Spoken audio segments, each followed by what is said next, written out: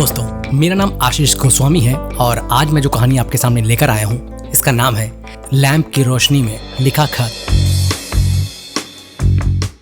कभी कभी जिंदगी हमें एक ऐसे मोड़ पर लाकर खड़ी करती है जहाँ रास्ते तो बहुत होते हैं मगर मंजिल सिर्फ एक, और वो भी अक्सर छूट चुकी होती है। कुछ लोग जीते हैं दुनिया के लिए, कुछ अपनी मोहब्बत के लिए और कुछ बस इसलिए कि उनका लिखा हुआ कोई पढ़े। ये कहानी है एक बूढ़े लेखक, एक खोए हुए प्रेम और एक लैंप की मध्यम रोशनी में लिखे उस खत की जिसे कभी भेजा नहीं गया।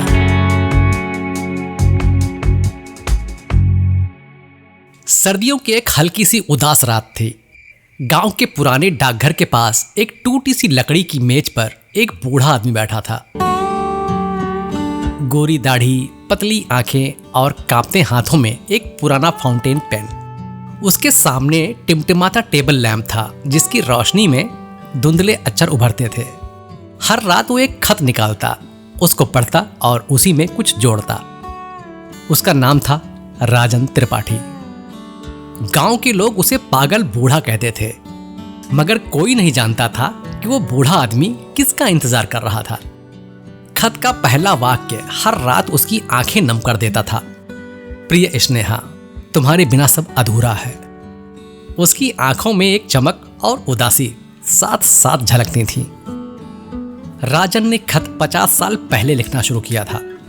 उसका पहला प्यार स्नेहा एक गरीब लड़की थी मगर सपनों से भरी हुई।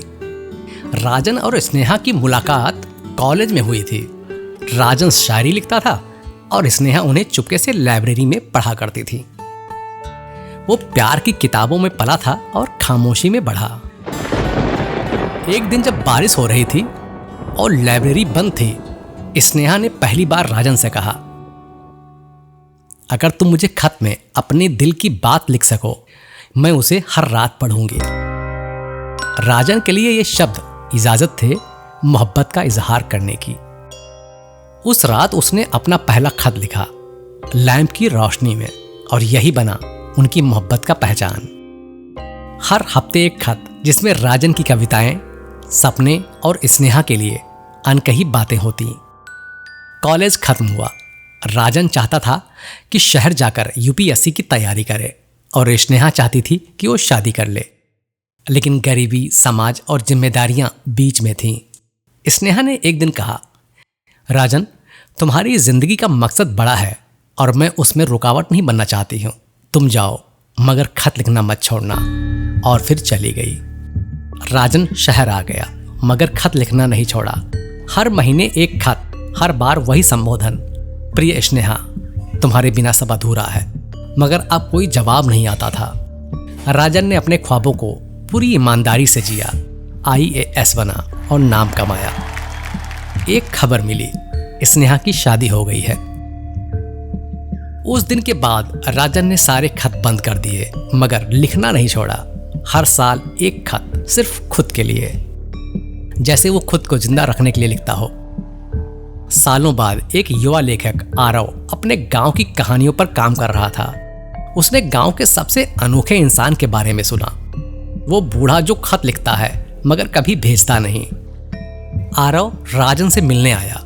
राजन ने पहले तो मना किया लेकिन फिर धीरे धीरे उसे अपने खत दिखाने लगा। हर पन्ना एक जिंदगी का, हर शब्द में मोहब्बत, पछतावा और उम्मीद। आरव ने पढ़ा, स्नेहा, शायद तुम इस वक्त बहुत खुश हो और मैं बस यादों के बक्से में बंद, मगर मैंने तुम्हें कभी रोका नहीं और खुद को कभी जीने दिया नहीं। आज मैं वो आदमी हूँ जिसे दुनिया ने सराहा पर जिसे उसकी मोहब्बत ने कभी देखा नहीं। आरव की आंखें भीग गईं। उसे पहली बार समझ में आया कि इश्क सिर्फ साथ रहना नहीं होता है बल्कि बिना मिले भी पूरी जिंदगी साथ जीना होता है। एक सुबह जब आरव मिलने आया, राजन का कमरा बंद था। लैंप अब भी जल रहा था। टेबल पर एक आखिरी खत रखा था और उसके नीचे लिखा था, ये खत अब तुम्हारे हवाले, किसी को पढ़ा देना, जिससे उसकी मोहब्बत अधूरी न रह जाए। राजन अब इस दुनिया में नहीं रहा था मगर वो खत अब सिर्फ एक कहानी नहीं बल्कि एक पूरी किताब बन चुका था जिसका नाम था लैंप की रोशनी में लिखा खत। आरव ने वो किताब छपवाई। लाखों लोगों ने उसे पढ़ा। लोग रोए, मुस्कुराए और खुद को उसमें पाया। कई लोगों ने अपने पुराने खत निकाले, कई ने पहली बार खत लिखा। और एक रात एक औरत जिसका नाम स्नेहा था, उसने एक किताब पढ़ते हुए फूट फूट कर रोना शुरू कर दिया।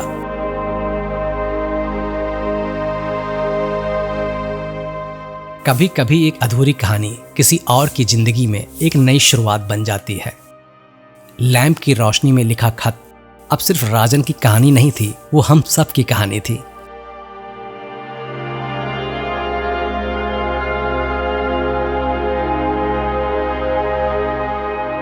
तो दोस्तों, ये कहानी यहीं खत्म होती है। ये खत भेजा था उर्वी ने उत्तर प्रदेश से।